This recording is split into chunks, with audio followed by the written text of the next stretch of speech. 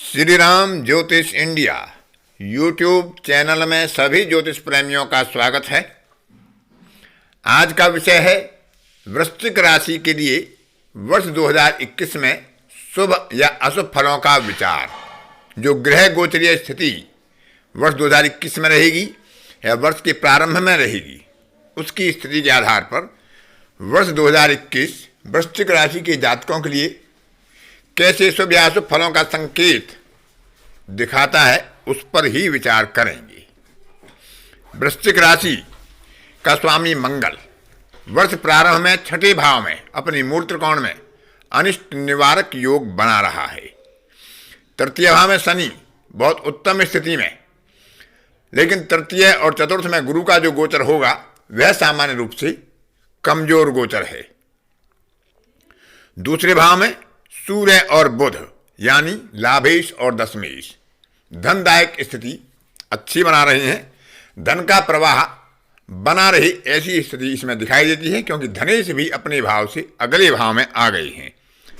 नवमेश चंद्रमा नवम भाव में अपनी स्वराशि में, लेकिन लगन और सप्तम पर राहु और केतु का होना मानसिक और शारीरिक तनाव की स्थिति दिखलाता है। फिर भी विस्तार से अलग अलग क्षेत्रों में वृश्चिक राशि पर 2021 में इस ग्रह गोचर का क्या प्रभाव होगा उसके बारे में विचार करेंगे। दशा अंतर्दशा का विचार अलग हो सकता है। दशा अंतर्दशा अच्छे ग्रहों की होगी, योग कारक ग्रहों की होगी तो अशुभ फल भी कम हो जाएंगे।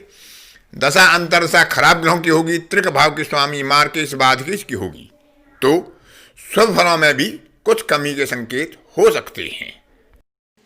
इस ग्रह गोचर के आधार पर सामान्य रूप से वृश्चिक राशि के जातकों के लिए आगामी वर्ष 2021 गत वर्ष की अपेक्षा कुछ राहत प्रदान करने वाला अवश्य हो सकता है,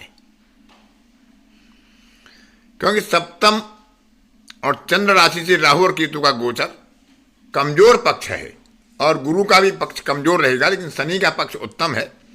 तो स्वास्थ्य की दृष्टि से संभावना अनुकूल रहेगी। किसी विशेष रोग या विशेष कष्ट की संभावना ग्रह गोचर के आधार पर दिखाई नहीं देती, क्योंकि तृतीय और छठे भाव में क्रूर ग्रहों का बैठना रोग निवारण क्षमता को बढ़ाता है, अनिष्टों से बचाता है। इसके अलावा परीक्षा में, प्रतियोगिता आदि में, किसी विवाद में वहां भी विजय या सफलता के संकेत बनेंगे। अनिष्ट फलों से रक्षा होगी। धनागमन से संबंधित समस्याओं में कुछ सुधार होगा। धन का प्रवाह बना रहेगा, क्योंकि धन भाव में दशमेश और लाभेश की स्थिति है। धन संचय भी किसी न किसी स्थिति में होने के संकेत अवश्य ही बनेंगे, लेकिन व्ययेश और सप्तमेश शुक्र का राहु केतु के अक्ष पर लगन में होना कहीं ना कहीं व्यय की अधिकता के संकेत भी दर्शाएगा। यात्रा आदि पर व्यय हो सकता है, जो धन संचय को प्रभावित कर सकता है।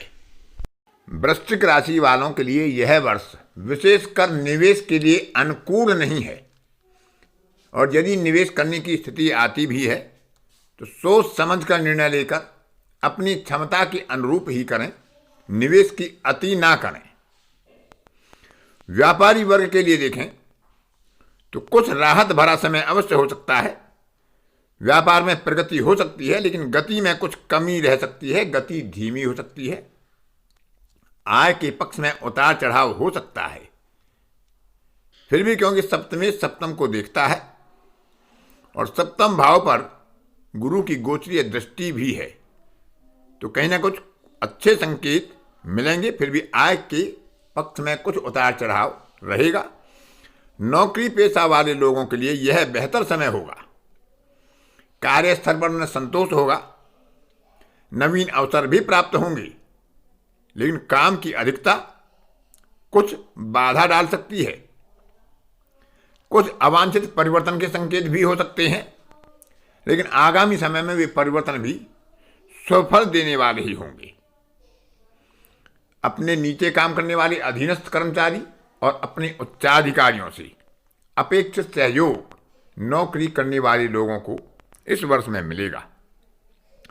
विद्यार्थी पक्ष के लिए भी यह समय संतोषजनक है, क्योंकि पंचमेश और चतुर्थेश का योग तृतीय भाव में है।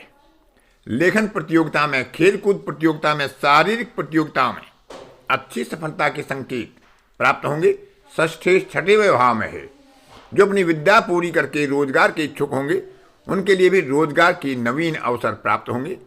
रोजगार प्राप्ति के अवसर उनके लिए एक अनुकूल पक्ष प्रदान करने के लिए ग्रह गोचर के आधार पर देखे जा सकते हैं, क्योंकि दशमेश भी धन भाव में लाभेश के साथ और षष्ठेश छठे भाव में, तो अर्थ त्रिकोण कुल मिलाकर वृश्चिक राशि वालों के लिए एक मजबूत स्थिति वर्ष आरंभ के ग्रह गोचर के आधार पर दिखा रहा है।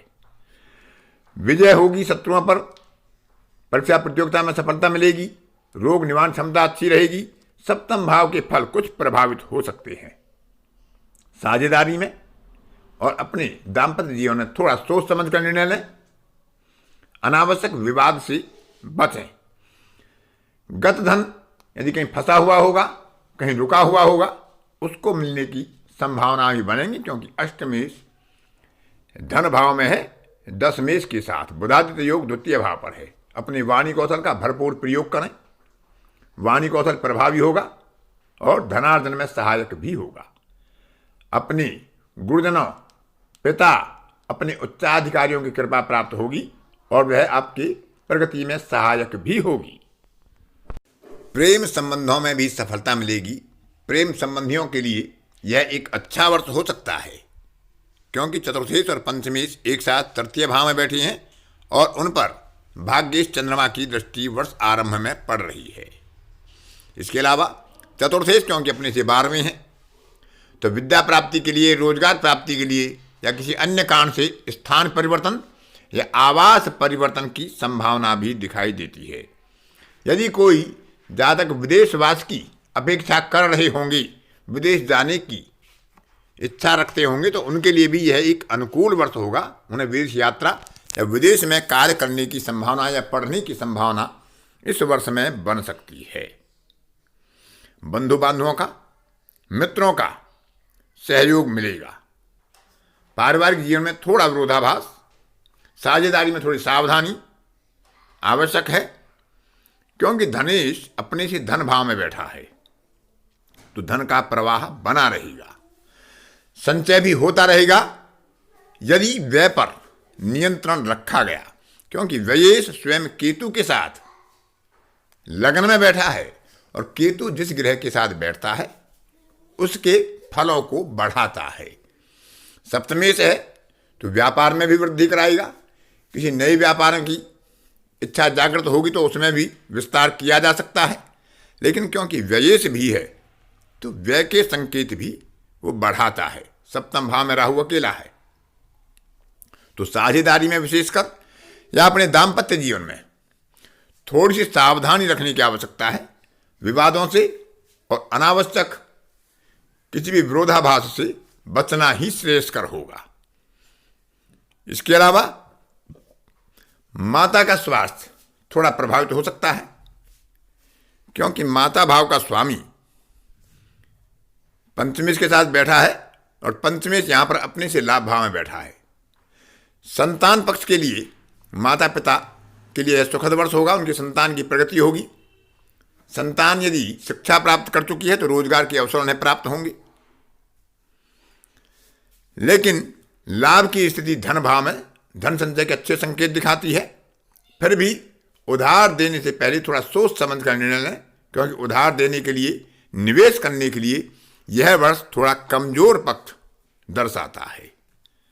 तो धन संचय में यदि व्यय पर नियंत्रण रखा गया तो यह वर्ष उचित और अनुकूल फल प्रदान करने वाला हो सकता है। स्वयं के लिए कुछ मानसिक तनाव, कुछ शारीरिक कष्ट इस तरह के हो सकते हैं, लेकिन लग्न में शुभ ग्रह का बैठना केतु के साथ कहीं ना कहीं महत्वाकांक्षाओं को बढ़ाता है। तो अपनी महत्वाकांक्षाओं पर नियंत्रण रखना, वाणी का पक्ष आपके पक्ष में होगा, उस पर अनावश्यक रूप से कोई प्रयोग ना करें, मिथ्या भाषा या इस तरह का प्रयोग ना करें। अपनी वाणी कौशल का उपयोग करके धनार्जन में अपने कार्यों को सिद्ध करने में उसकी सहायता लें, उनका सही उपयोग करें। बंधु बांधवों के लिए भी यह समय लाभ का होगा, क्योंकि बंधु बांधवों से जो 11वां भाव है वहां पर स्वयं सप्तमेश और एक शुभ ग्रह शुक्र केतु के साथ विराजमान है। लेकिन राहु और केतु का लग्न और सप्तम में होना पारिवारिक समस्या और मानसिक समस्याएं दे सकता है, तो उन पर नियंत्रण रखना आवश्यक है। आज की कक्षा में इतना ही। अन्य किसी कक्षा में फिर किसी नए विषय के साथ आपसे मुलाकात होगी। तब तक के लिए अपनी वाणी को विराम देता हूं। धन्यवाद।